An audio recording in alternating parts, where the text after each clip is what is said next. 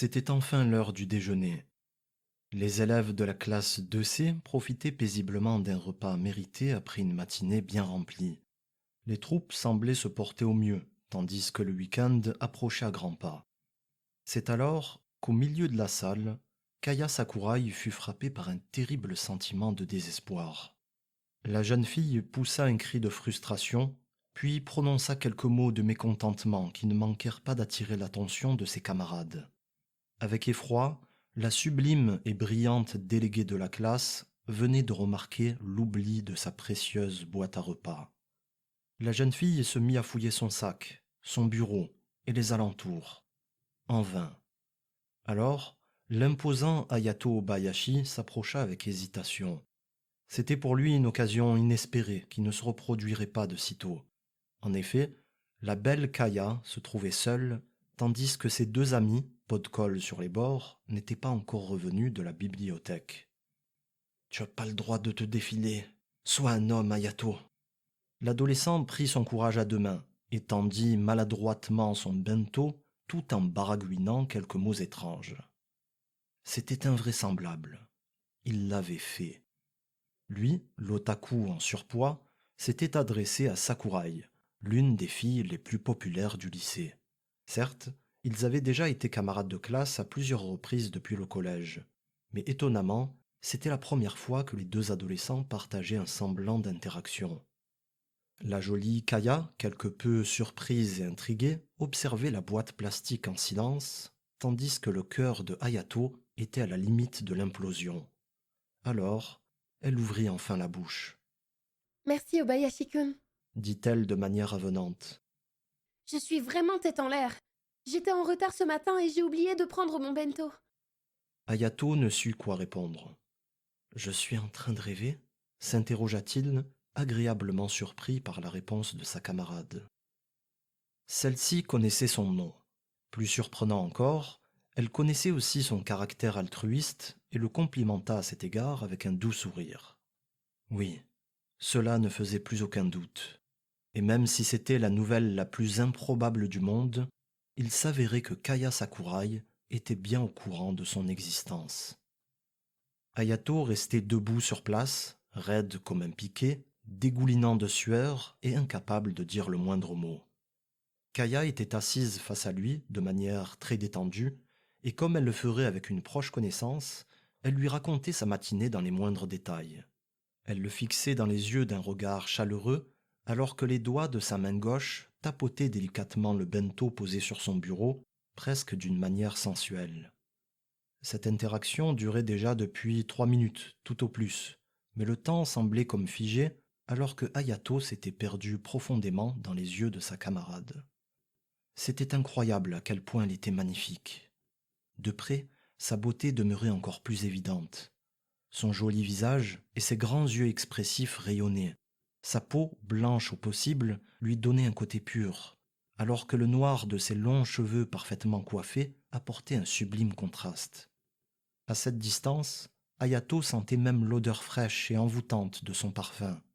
Porté par ses sens, emballé par cette proximité et cette situation inattendue, le garçon se laissa alors aller à un doux rêve. Est-ce que j'aurai une chance avec elle ? La semaine de cours était enfin terminée. C'était la délivrance pour l'ensemble des élèves et surtout pour la jeune Kaya, Je meurs de faim. murmura la jeune fille en entrant à l'intérieur du combini. Comme à chaque fois après les cours, la déléguée et ses deux amis faisaient un détour par le 7-Eleven du coin. Dans le rayon épicerie sucrée et peu en forme, Kaya se lamenta à propos de cette horrible fringale qui lui provoquait depuis quelques minutes de lourds vertiges et des douleurs d'estomac incessantes. Connaissant son petit appétit, ce fut l'étonnement pour ses deux camarades. En effet, le bento offert précédemment par Obayashi semblait consistant, notamment de par ses appétissantes crevettes panées. C'était une boîte à repas suffisamment généreuse pour remplir un estomac jusqu'au dîner, au minimum. Après avoir froncé les sourcils comme si elle venait d'entendre des propos désagréables, Kaya répondit à leur interrogation avec une certaine agressivité. Vous rigolez? Je préfère mourir que de manger ce truc. Dans le rayon du fond, Face à une rangée impressionnante de mangas en tout genre, un lycéen lâcha le volume du Jump qu'il lisait avec passion il y a encore quelques secondes. Les bras lourds, le teint pâle, la présence à cet endroit du pauvre Hayato demeurait purement fortuite, alors qu'il attendait un ami inscrit dans l'autre lycée du quartier.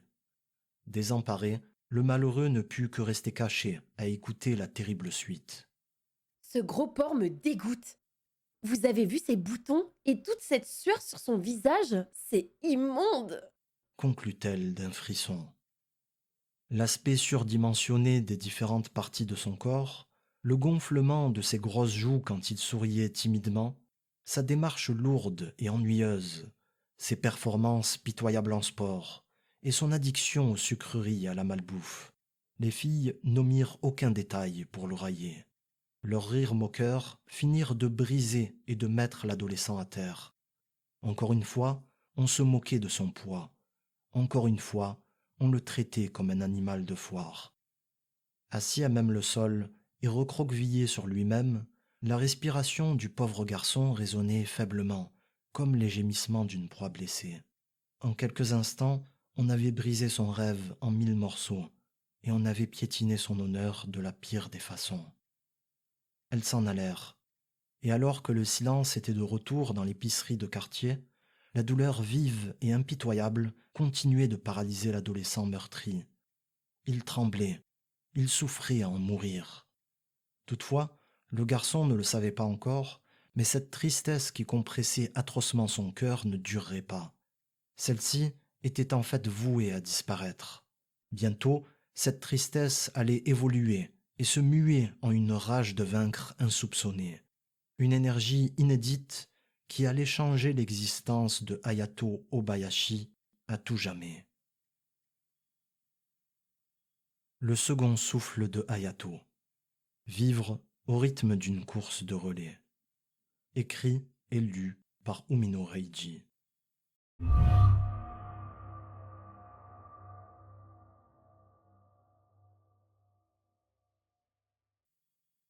Hayato Obayashi avait 17 ans. Il était scolarisé en deuxième année au lycée Takamashi de Tokyo. Celui-ci possédait 3 centres d'intérêt, les mangas, la photographie et le bénévolat. De manière surprenante, et malgré son jeune âge, le lycéen accordait régulièrement de son temps à une association d'aide aux seniors.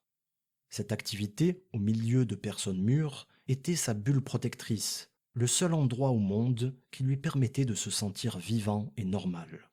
Là-bas, les seniors le voyaient simplement comme un bénévole impliqué et particulièrement efficace. On usait d'adjectifs élogieux afin de le décrire. Poli, gentil, doux et serviable. Mais inévitablement, il s'agissait uniquement de descriptions ayant trait à son comportement. Au sein de l'association, le physique de Hayato Obayashi était un tabou qu'on se refusait d'aborder. L'obésité de Hayato était le drame de sa vie, et elle l'avait frappé dès la naissance alors que le pèse-bébé avait indiqué un poids de 4,5 kg. Le garçon n'avait jamais connu la vie autrement qu'en étant en surpoids, et en conséquence, il avait inconsciemment accepté ce fait comme étant une partie intégrante de son identité. L'idée du changement n'était apparue pour la première fois que plus tard, à l'adolescence, suite aux centaines, aux milliers d'expériences regrettables ayant ponctué son quotidien. Des expériences faites de regards méprisants, de réflexions incongrues, de moqueries et d'insultes gratuites. « Hé le gros, t'as bien assez de réserve là-dedans, tu crois pas? Allez, partage ta bouffe », lui avait ordonné ce voyou après avoir tapoté son ventre. « Allez, Obayashi, cours, espèce de feignant !» lui avait hurlé son prof de sport. « Pitié, faites qu'il prenne le train suivant », avait chuchoté une des passagères de ce wagon tokyoïte bondé. Pour la société, il était le gros, et rien de plus. Malgré l'aspect désagréable et oppressant de subir constamment des remarques à propos de son poids, cela n'avait pas été suffisant pour créer un réel déclic. Après tout, pourquoi changer pour de simples inconnus? Mais les paroles prononcées par la fille qu'il aimait depuis le collège furent décisives. Aucune parole n'aurait davantage pu le blesser que celle prononcée par Kaya Sakurai. Quand un garçon aime une fille au point de penser à elle en permanence, au point d'avoir du mal à trouver le sommeil et de rêver d'elle quand c'est enfin le cas, au point d'apprécier aller en cours uniquement de par sa présence et de se sentir triste à chaque retour à la maison. Alors forcément, ce garçon ne peut qu'être touché par son opinion. Ainsi, pour Ayato, ces mots avaient eu l'effet d'un couteau aiguisé planté en plein cœur. Le traumatisme était d'autant plus grand que cette attitude ne ressemblait en rien à la douce jeune fille qu'il pensait connaître. C'était d'ailleurs cette douceur et ce délicat visage qui avaient fait vibrer son cœur il y a 4 ans, alors que fraîchement arrivé dans sa classe en cours d'année, Kaya s'était présentée au tableau d'une manière attachante. Il l'avait tout de suite aimée. Et cet amour avait duré 4 longues années pendant lesquelles il s'était contenté d'imaginer et de se laisser rêver à une relation qui n'existerait jamais. Dans le présent de sa tristesse, couché sur son futon dans l'obscurité de sa chambre, Ayato se fit une intime promesse. Plus jamais je ne tomberai amoureux de ce genre de fille. Il regrettait d'avoir été si naïf. Il regrettait d'avoir tant estimé une personne qui le méprisait à ce point. La tête posée sur son oreiller trempé de larmes, Ayato fixait d'un regard absent la télévision et ce programme d'une chaîne étrangère. Son corps semblait présent, mais son esprit se perdait régulièrement entre les souvenirs lointains du passé et la récente humiliation du combiné.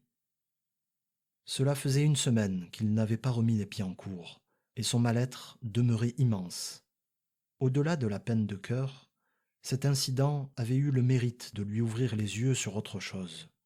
En vérité, lui aussi détestait ce qu'il était. Il détestait sa vie, il détestait sa personnalité, et par-dessus tout, il détestait son apparence. Ayato n'avait jamais été fier de son obésité. Plutôt, il l'avait toujours subi de manière docile et impuissante. Mais depuis l'incident, il en éprouvait un terrible dégoût. Rester dans cet état lui était même devenu insupportable. C'était comme si, pendant 17 ans, son âme avait été prisonnière dans le corps d'un étranger, et que celle-ci réclamait enfin la délivrance après avoir demeuré longtemps inconsciente. L'adolescent ressentait le besoin de changer, et cela passait premièrement par une perte de poids. Mais dans le fond, comment se défaire d'un tel handicap? Et puis, était-ce bien raisonnable de se leurrer avec de tels rêves? Il ne s'en doutait pas encore, mais Ayato était sur le point d'obtenir un début de réponse. Le garçon aux yeux encore humides retrouva sa lucidité tandis qu'une certaine agitation se manifestait à l'écran. Un reportage retraçait la fabuleuse épopée de Usain Bolt, le fameux coureur jamaïcain ayant illuminé les Jeux Olympiques de Pékin en 2008, et le départ de la légendaire course du 100 mètres était imminent. Il y eut d'abord ce long silence, et cette lourde tension qui parcourut les gradins. Un calme étonnant pour un stade de 80 000 personnes, indiquant avec certitude que quelque chose d'important allait se produire. Alors, il y eut le bruyant coup de feu annonçant le départ et les interminables hurlements de la foule. Il y eut aussi ces grandes foulées, ces visages crispés des coureurs. Et puis, à l'avant, il y eut surtout cette vitesse invraisemblable et cette domination extravagante de Bolt. La course avait duré une poignée de secondes, mais l'intensité physique avait été telle qu'elle avait suffi à bouleverser Ayato au plus profond de son être et à lui faire oublier un temps sa tristesse. Malgré son faible intérêt pour le sport en temps normal, le garçon avait été complètement habité par ce moment d'histoire, totalement débordé par cette énergie au point qu'il s'était levé machinalement de son futon. Face à la télévision, les jambes encore tremblantes d'excitation, une interrogation le tracassait. Bolt était certes champion olympique, détenteur du record du monde, mais dans le fond, il ne semblait pas avoir tout donné dans cette course. Pourquoi donc le sprinteur jamaïcain avait relâché ses bras et son effort sur les derniers mètres? Quelle folie avait poussé ce coureur à ne pas pulvériser un peu plus le record du monde? Cette anomalie laissait l'adolescent sans réponse. Alors que Bolt faisait le tour du stade afin de célébrer avec le public, une évidence s'imposa à l'adolescent. Cet homme accompli était libre. Libre car lorsqu'il courait, de par sa vitesse et ses mouvements amples, Bolt semblait comme propulsé et presque en capacité de s'envoler. Libre car avec sa pose victorieuse si caractéristique, les 2 bras positionnés comme un archer et les index tendus vers l'horizon, il semblait davantage regarder vers le ciel que la terre ferme. Et surtout, libre, car à force d'entraînement, Bolt s'était enfin délivré du poids de ses faiblesses afin de s'élever tout en haut de la hiérarchie du sprint, devenant ainsi l'homme le plus rapide du monde. Si de par ses exploits Bolt représentait l'homme libre, par déduction, Hayato Obayashi considérait être l'illustration même d'un esclave. Lui qui depuis de nombreuses années était prisonnier de son état physique et qui restait attaché à ses défaites quotidiennes. Ce constat amer le poussa pour la première fois de son existence à envisager réellement l'avenir d'une manière différente. Suis-je moi aussi en capacité de me libérer de mes faiblesses et de perdre du poids? Ou bien est-ce qu'accomplir un tel miracle reste seulement réservé aux athlètes de haut niveau? Le programme télé continuait, et lentement, au fur et à mesure de sa réflexion, de l'avancée de l'émission et du récit de la carrière du coureur jamaïcain, une minuscule lueur naissait dans le cœur du jeune garçon. Et à chaque minute écoulée, à chaque nouveau pas qu'il accomplissait dans ce territoire inconnu que représente l'espoir, la lueur gagnait en taille, avant de s'embraser et de devenir une flamme faite d'ambition. Dans l'esprit fou d'un rêveur, comme dans celui d'un sportif ou d'un artiste, il était concevable d'accomplir l'impossible. À force d'efforts, de travail, et à force de toujours repousser leurs limites plus loin, il leur était possible d'espérer et de se laisser rêver aux ambitions les plus démesurées. Alors, peut-être que Hayato était l'un de ces fous, tandis que son cœur lui réclamait « Moi aussi, je veux être libre ». Cela faisait seulement 10 minutes qu'il avait commencé sa course, mais Hayato était déjà à bout. Ses genoux lui provoquaient des douleurs atroces, et puis il ne parvenait plus du tout à retrouver son souffle. « Pourquoi j'ai l'impression de tirer un boulet derrière moi ?» se demandait-il à chaque nouvelle foulée. Il y avait encore pire que la douleur physique. C'était ce malaise ambiant qui le suivait partout, cette sensation de ne pas être à sa place, cette horrible idée que chacun de ses mouvements maladroits était épié par les autres joggeurs. En les regardant courir, Hayato se questionna sur le plaisir que peuvent prendre les gens à s'infliger une telle torture. Et l'effort physique inhabituel qu'il imposait à son corps entraîna une violente réaction et un vomissement soudain. Il resta plusieurs secondes à se vider sur place. Alors, un groupe de coureurs se rassembla autour de lui. « Hé, ça va? Donnez-lui une bouteille d'eau !» Quelle idée de courir avec un poids pareil, sérieux. Wow, vous avez vu la taille de ses baskets? Ses pieds sont gigantesques. Ce gros porc me dégoûte. Résonna une nouvelle fois la voix harcelante de Kaya dans son esprit. Vous allez voir, je vais vous montrer ce que je vaux vraiment. Un jour, vous verrez, se dit le novice, enragé contre la société tout entière. Quotidiennement, et ce pendant une semaine, Hayato persévéra tant bien que mal. Il voulut se prouver à lui-même et au reste du monde qu'il était capable de perdre un peu de poids, ne serait-ce que quelques kilos. Au 7e jour, il attendait la délivrance en montant sur le pèse-personne. « J'ai dû perdre au moins 5 kilos », estimait-il avec un fier sourire. Mais la réalité fut quelque peu différente. Le débutant n'avait rien perdu. De manière inexplicable, il avait même gagné 1 kilo. Comment est-ce possible? Un autre jour, le ciel nuageux se mit à gronder longuement. En quelques minutes, d'énormes flaques d'eau se formèrent sur la piste d'athlétisme. Alors, face à ce déluge, tous les coureurs retournèrent progressivement chez eux. Tous, sauf un coureur singulier, noyé dans ses sombres pensées.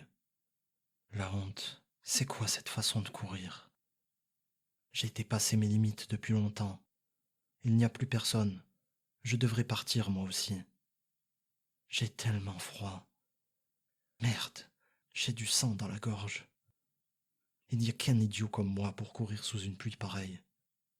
J'ai mal. Je suis vraiment nul, sérieux.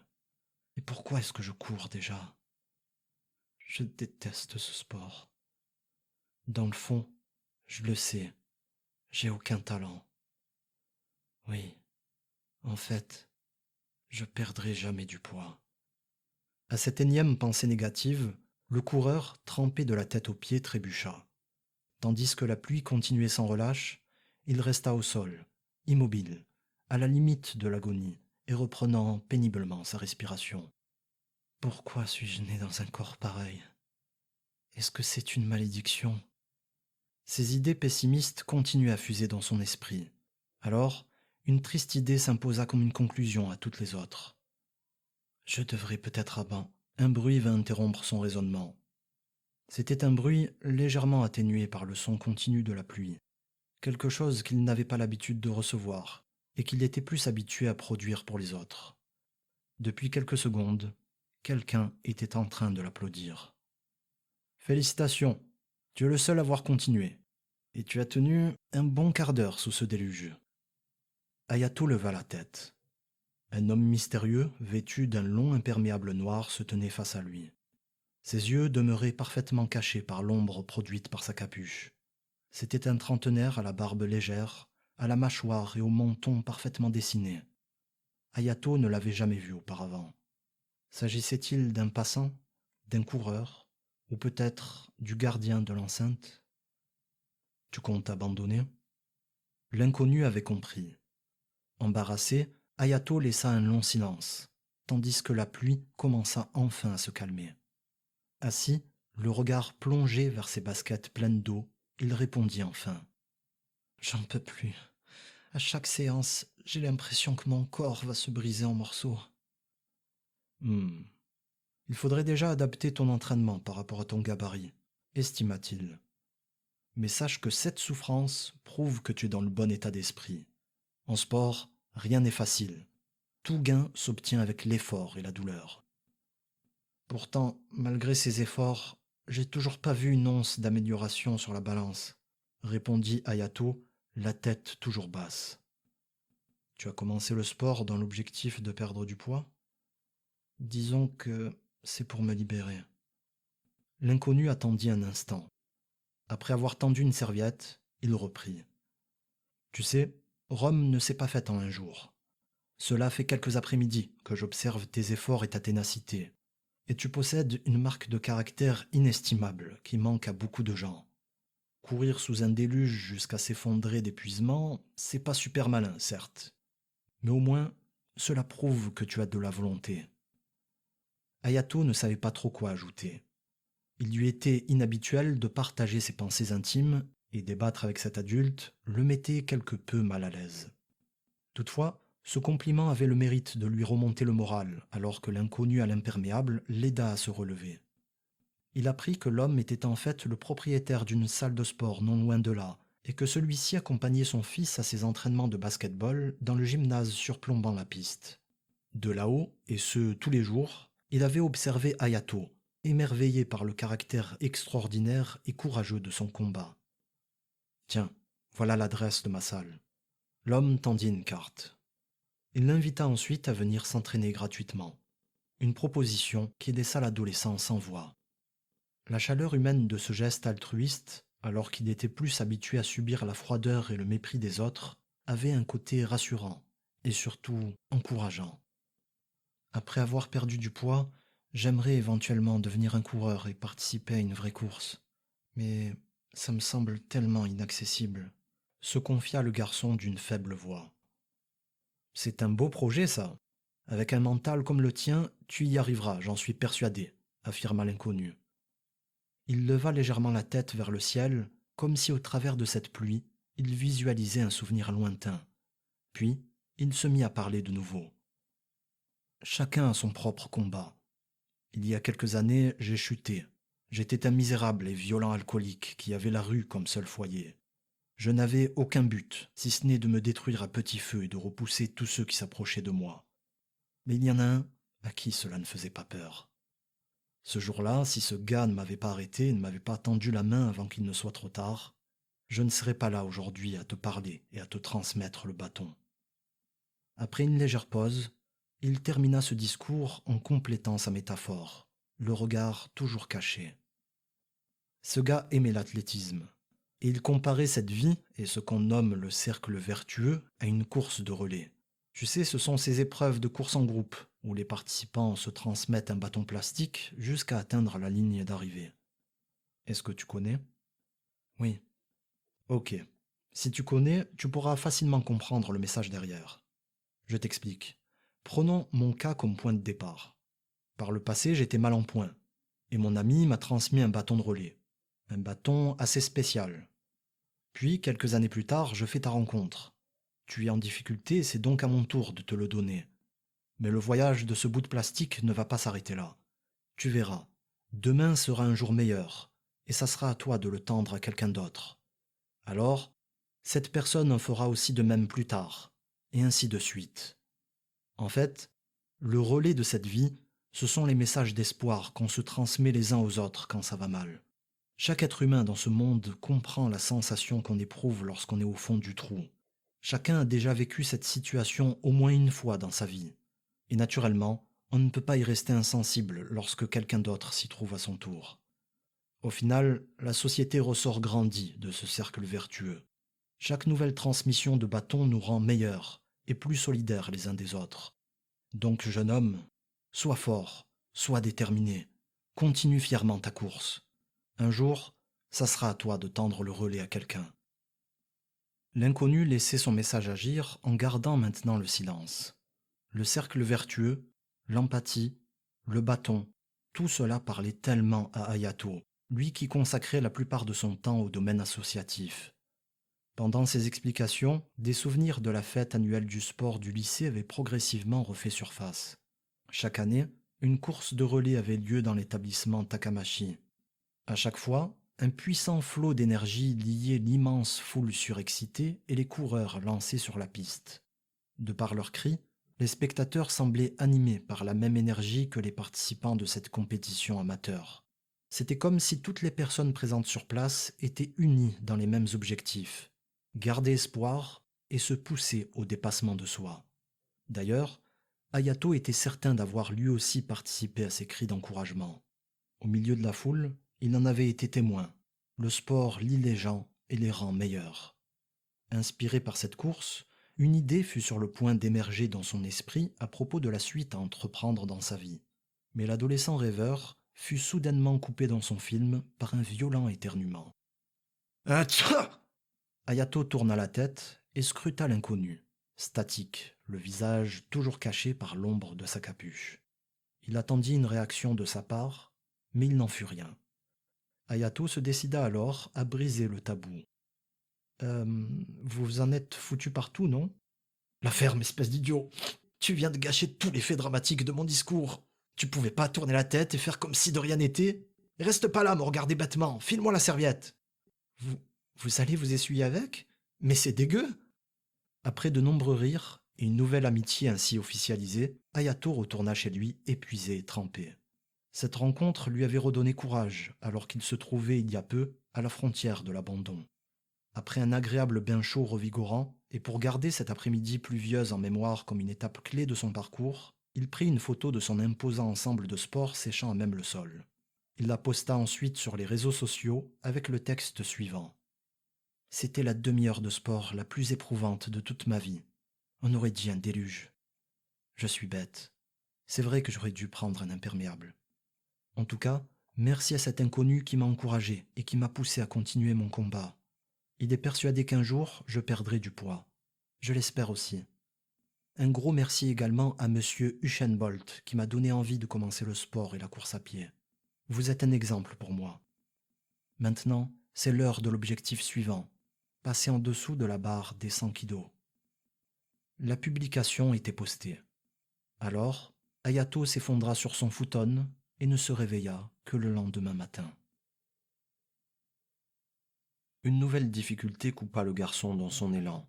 En effet, les jours suivant cette rencontre, son envie de courir s'estompa suite à des douleurs persistantes au genou. À chaque fois qu'il descendait des escaliers, le lycéen souffrait de terribles pincements, au point qu'il finit par redouter ce moment incontournable du quotidien. Ainsi, il était hors de question de reprendre le footing pour le moment. D'ailleurs, est-ce qu'il fallait continuer cette torture? Le lycéen était encore tout en bas de la montagne, et il n'osait même pas imaginer la terrible souffrance qu'il lui resterait à endurer pour arriver au sommet. Usé, il se laissa une semaine de repos, en isolant son esprit de toute pensée liée de près ou de loin au sport. La semaine suivante, à la pause déjeuner, il tomba sur une annonce de recrutement. Le club d'athlétisme cherchait désespérément un membre pour combler ses effectifs. C'était comme un signe, alors que son envie de courir venait juste de refaire surface. Mais serait-il capable de s'inscrire alors que Kaya était une des membres du club? Dans les faits, il ne lui avait plus reparlé ni adressé un regard depuis l'incident du combiné. Toutefois, malgré tous ses efforts pour l'oublier, il continuait à être harcelé par sa voix tranchante qui se faisait entendre sur la piste ou certains soirs lorsqu'il se retrouvait seul dans sa chambre.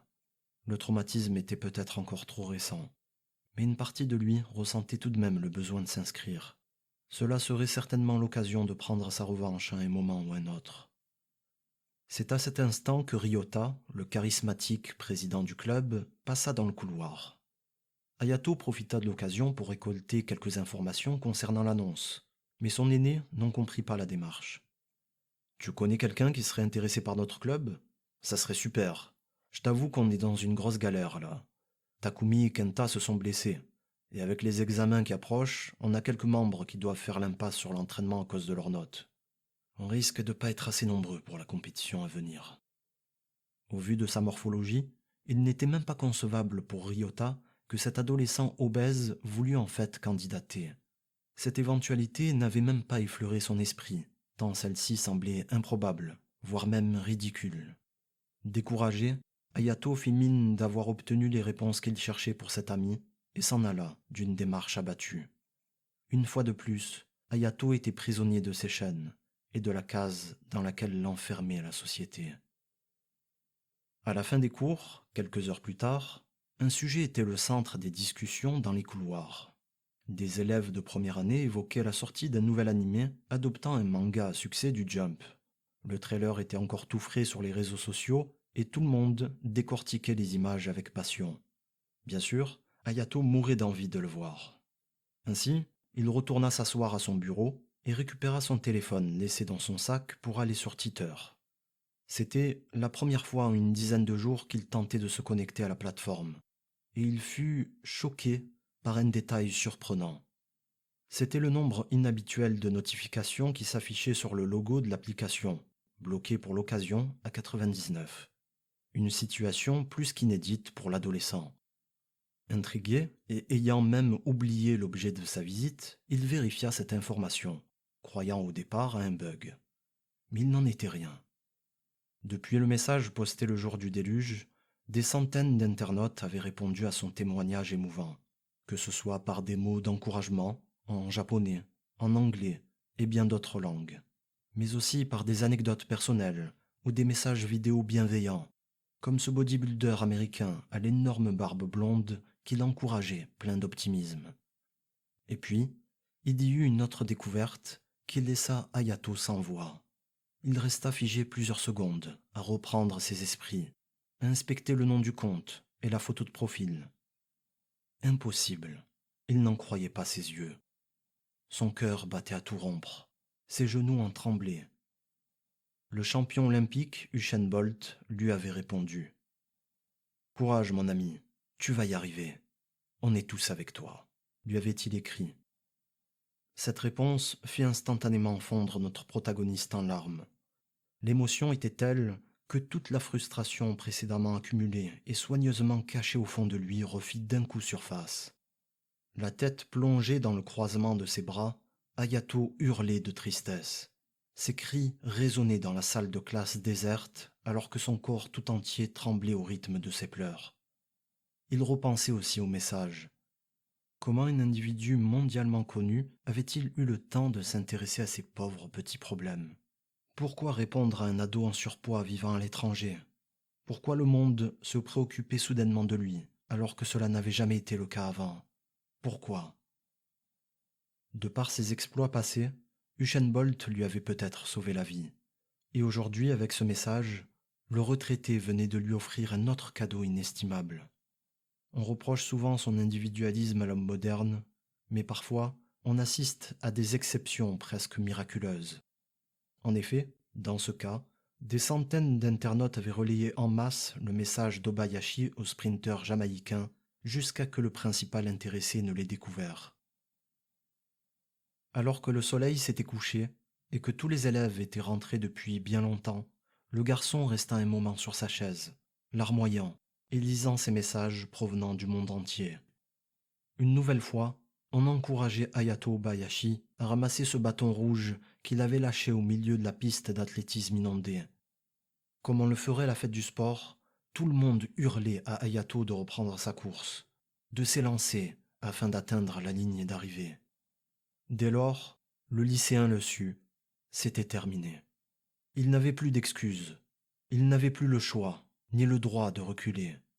Ce miracle d'Internet était un autre signe lui montrant la direction à prendre, et poussé par ces encouragements qui lui avaient toujours cruellement manqué, le novice en sport n'avait qu'une envie, celle de se lever et de courir.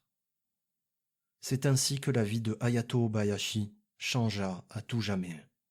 Lors des mois suivants, il continua à avancer vers son objectif sans jamais se retourner, sans jamais lâcher le témoin et sans jamais arrêter sa course, tandis que son environnement fut témoin de son évolution. Un événement symbolique approchait à grands pas.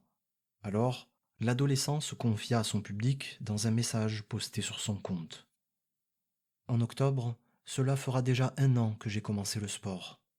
Jour après jour, et alors que je pensais cela impossible au départ, j'approche un peu plus de mon objectif. J'ai oublié cette personne pour me concentrer sur vos encouragements et sur moi-même. Dorénavant, j'ose vivre, et je ne me suis jamais senti aussi bien dans ma tête. La vie est belle, et je me demande à quel point elle sera brillante à l'avenir. 4 années s'étaient écoulées. Le départ du semi-marathon international de Shonan Kanagawa était proche. Les bénévoles de l'événement invitaient depuis plusieurs minutes les nombreux participants à se diriger vers leurs emplacements respectifs. Les lieux demeuraient pleins à craquer et les coureurs finissaient de se préparer avec des exercices et des petites foulées sur quelques mètres. Le climat demeurait plutôt doux pour un mois de décembre, et c'est en ce jour que toutes ces années d'efforts allaient bientôt trouver une conclusion pour Hayato. En effet, c'était l'heure de sa première course officielle. Un dossard venait indiquer son numéro au niveau de sa ceinture abdominale. Il était le coureur 8002, visiblement un autre signe du destin. Confiant, le sportif savourait cette excitation qui s'emparait doucement de lui alors qu'il se rendait vers son point de départ d'une démarche assurée. Tel un vétéran, il observait les différents coureurs sur son chemin, s'imaginant leurs histoires, et notamment les milliers d'heures d'efforts et de sacrifices ayant ponctué leur parcours. Alors, son regard se posa sur une petite femme. Déjà prête, concentrée et imperturbable, elle fixait sans cligner des yeux la porte de départ de sa zone. Tel un fauve prisonnier en cage, elle n'attendait qu'une seule chose, l'ouverture et le lancement des hostilités. Dès le premier coup d'œil, Hayato l'avait reconnue. Pourtant, elle était maintenant différente. Une coupe de cheveux plus courte et une surprenante coloration blonde, un corps athlétique et visiblement préparé, un regard intense et surtout une aura menaçante issue de toute cette assurance dont elle débordait. Tout était méconnaissable chez Kaya Sakurai. Cela faisait 3 ans qu'Obayashi ne l'avait pas vue. Pendant ses années collège et lycée, le jeune homme l'avait secrètement aimée, et ce plus que quiconque. Et puis, à la fin, il l'avait détesté comme personne. Celui-ci éprouvait toujours un certain ressentiment à sa vue, mais cette rancœur avait été atténuée par le temps. Le Hayato du passé aurait certainement fui la tête basse s'il existait encore aujourd'hui. Mais ce nouvel Hayato lui ayant succédé ne réfléchit pas longtemps avant d'aller à sa rencontre. Sakurai-san, On se connaît?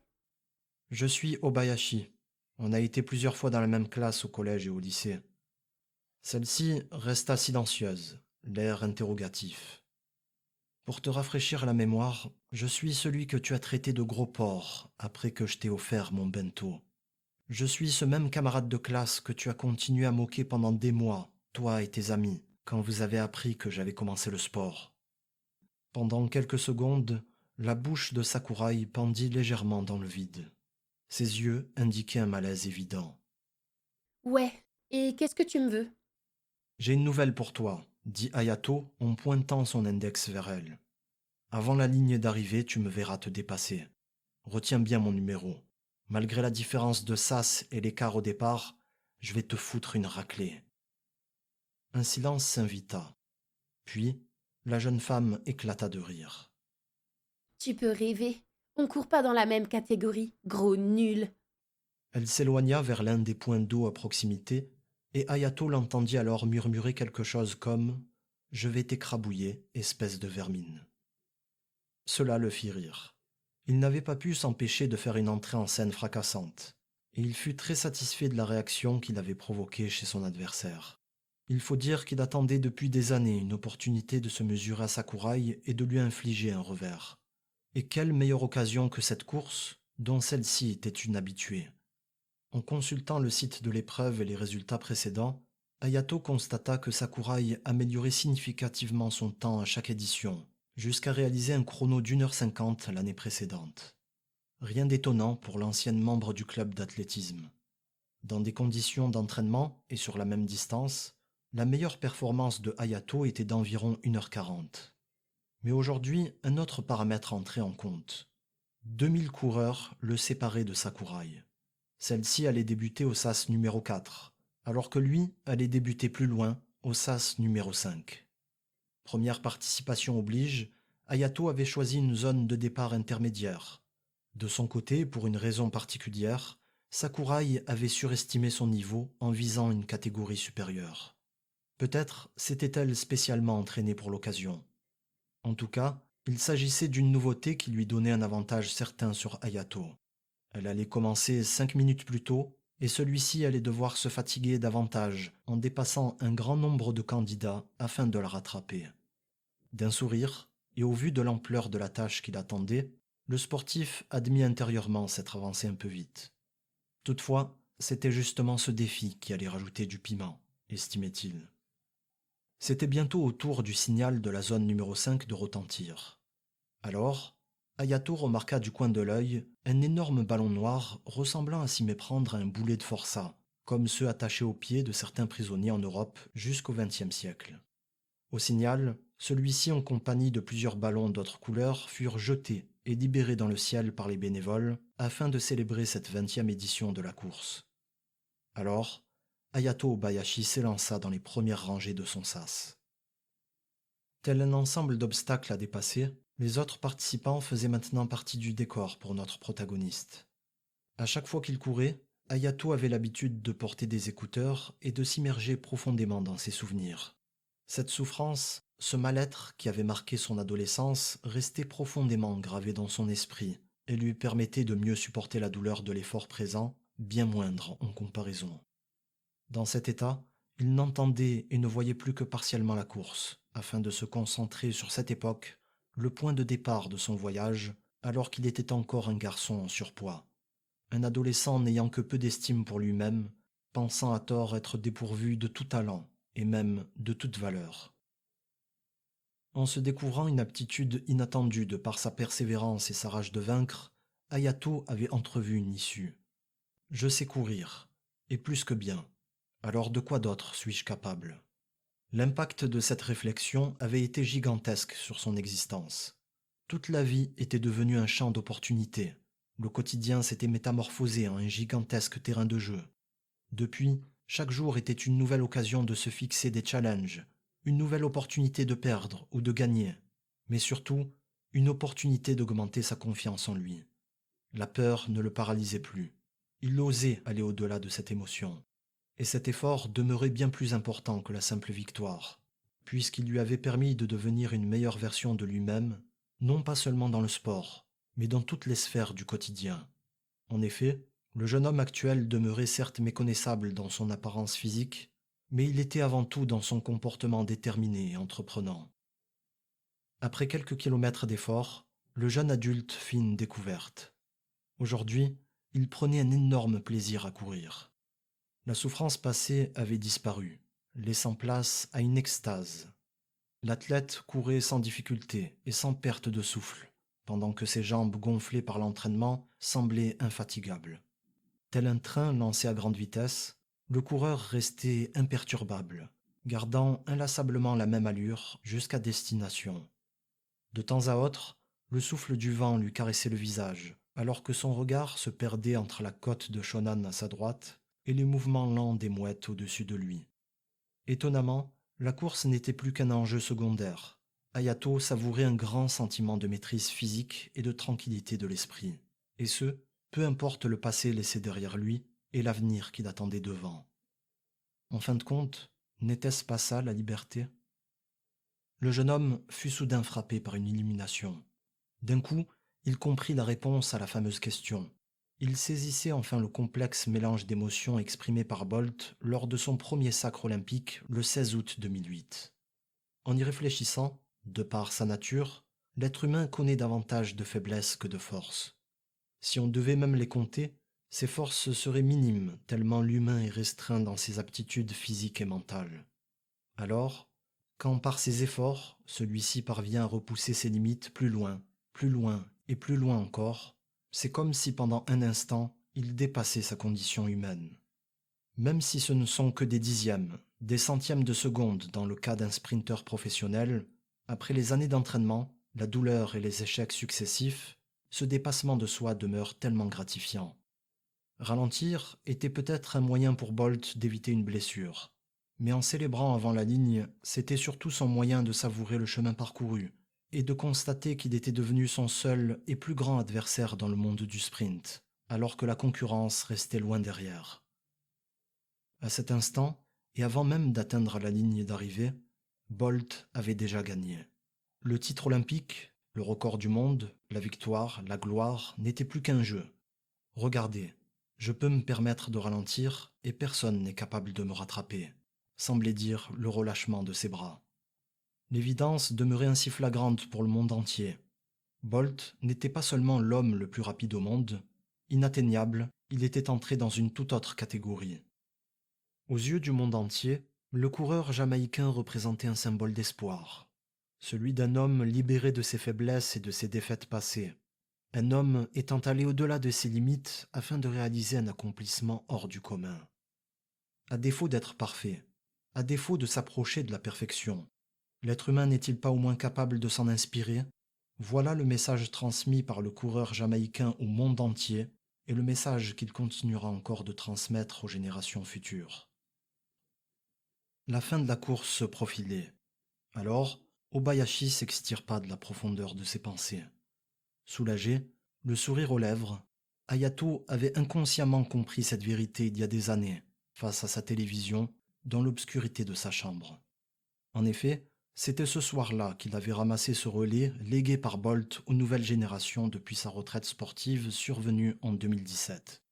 Il avait compris son héritage et s'en était saisi afin d'affronter une de ses propres faiblesses.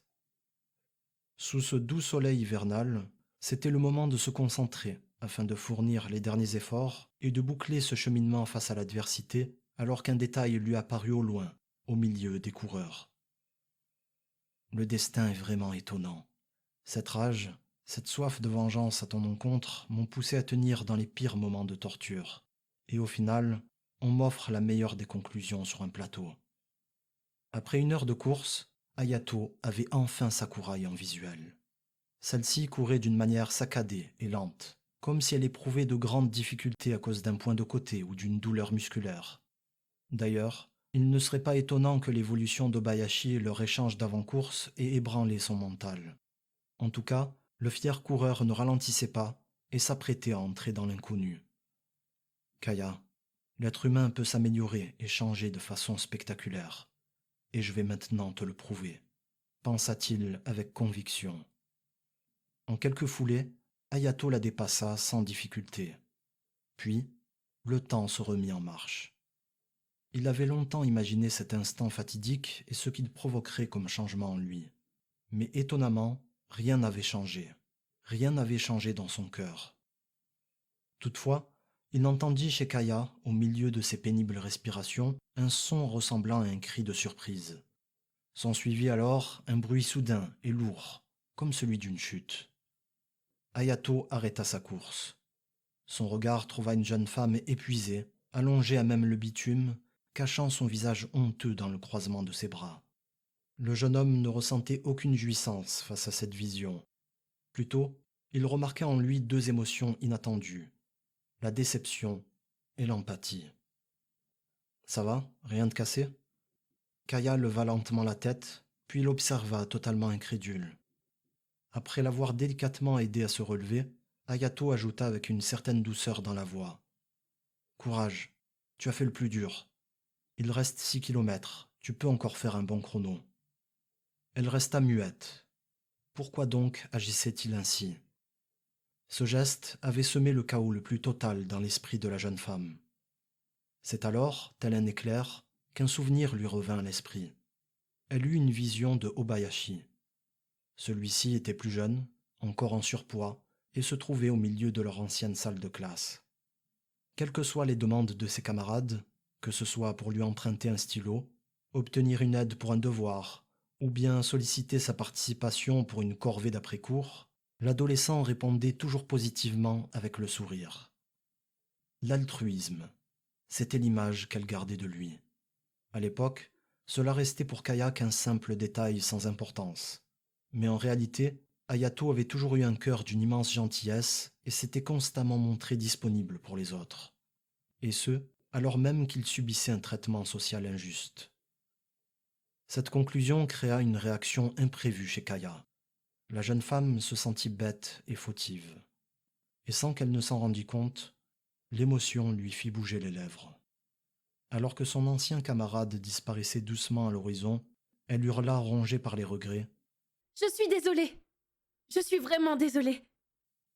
Son cri disparut, laissant place au frottement des chaussures sur le bitume et au souffle des coureurs qui l'évitaient sans lui prêter attention. Après quelques secondes, il répondit de manière bienveillante avec un pouce amical tendu en l'air, avant de reprendre sa course. Une idée avait accompagné son geste. Kaya, on peut changer dans la vie, et j'espère que toi aussi tu changeras un jour. Ayato termina les quelques kilomètres restants, le cœur apaisé et l'esprit satisfait de son choix. Le message était lancé. Quelques années en arrière, Kaya Sakurai était une gamine immature, qui parlait et agissait sans mesurer la peine qu'elle infligeait aux autres. C'était son jeu mesquin. D'une façon violente et cruelle, et comme peuvent parfois le faire certains individus par pure méchanceté, elle avait transmis à Ayato un bâton noir, constitué de haine et de ténèbres. Un témoin de course qui avait bien failli l'anéantir. Mais contre toute attente, l'adolescent l'avait maintenu entre ses mains et l'avait même utilisé comme motivation pour aller au bout de sa course. Après quelques années, et après plusieurs tours successifs, c'était maintenant à Ayato de transmettre de nouveau le relais à Sakurai. Et miraculeusement, celui-ci s'était métamorphosé en un bâton pur et lumineux.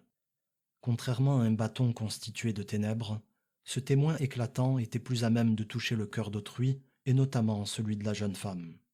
En effet, il n'y a pas de message plus fort que celui qui est accompagné par des actes extraordinaires venant soutenir et prouver son propos. Cela était le cas avec la douceur et l'altruisme dont Obayashi avait fait preuve malgré son différend avec Kaya. Le jeune homme avait répondu au mal par le bien. Il avait transformé l'obscurité en lumière. De cette manière, cette expérience sera peut-être une leçon de vie pour Kaya Sakurai.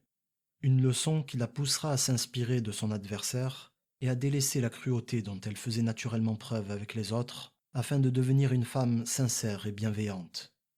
Alors, peut-être qu'un jour, après s'être libérée de ce lourd fardeau, Kaya Sakurai passera le témoin. Un jour, elle transmettra un bâton lumineux afin d'inviter un nouveau coureur à se joindre à ce relais et à ce cercle de la vie.